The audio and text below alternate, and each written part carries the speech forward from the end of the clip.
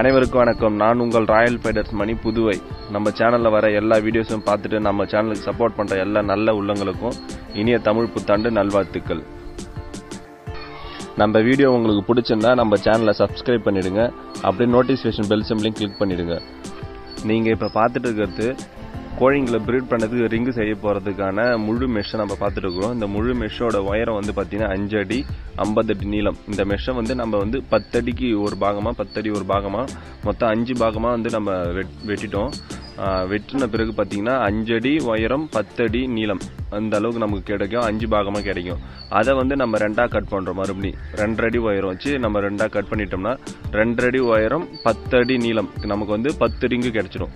So அதை வந்து நம்ம எப்பயும் போல் ரிங்காக ரவுண்டாக வளைச்சிட்டு அப்படியே நான் வளைச்ச அந்த கார்னர் எல்லாத்தையுமே நம்ம வந்து கட்டு கம்பி வச்சு நல்லா கட்டி விட்டுடலாம். கட்டு கம்பி வச்சு கட்டிட்டோம்னா நமக்கு வந்து எதிர்பார்த்த ரிங்கு கிடச்சிடும். ரிங்கு ரெடியான பிறகு நீங்கள் பெயிண்ட் பண்ணாலும் பெயிண்ட் பண்ணிடலாம். ஏன்னா பெயிண்ட் அடிச்சோம்னா ரொம்ப லைஃப் வரும் மெஷ்ஷு. குறைஞ்சது பெயிண்ட் பண்ணி மழையெல்லாம் ரொம்ப போடாமல் கரெக்டாக சேஃபாக வச்சுருந்தோம்னா குறைஞ்சது 10 வருஷத்துலேருந்து 15 வருஷம் கண்டிப்பாக வச்சுருக்கலாம். பெயிண்ட் பண்ணி நீங்கள் நல்லா ப்ராப்பராக மெயின்டைன் பண்ணிங்கன்னா. அப்படி நீங்கள் பெயிண்ட் அடிக்கலை, நீங்கள் வந்து வெயிலில் மழையில் நனையிற மாதிரி வெளியே போட்டிருந்தாலும் குறைஞ்சது ஒரு 5 வருஷமாச்சு இந்த ரிங்கு 5 வருஷத்துக்கு மேலேயே நல்லா லைஃப் ரிங்கு. உங்களுக்கு இந்த மெஷோட டீட்டெயில்ஸ் எல்லாம் வேணும்னா கமெண்ட் பண்ணுங்க. அப்படியே நம்ம சேனல் பிடிச்சிருந்தா லைக் பண்ணுங்க, சப்ஸ்கிரைப் பண்ணிடுங்க. அடுத்தது நம்ம இந்த ரிங்கெல்லாம் வந்து பிரீட் பண்ற கோழிங்களோட டீட்டெயில்ஸ்லாம் அடுத்தடுத்த வீடியோஸ்ல பார்க்கலாம். நம்ம சேனலை தொடர்ந்து ஃபாலோ பண்ணிட்டே இருங்க.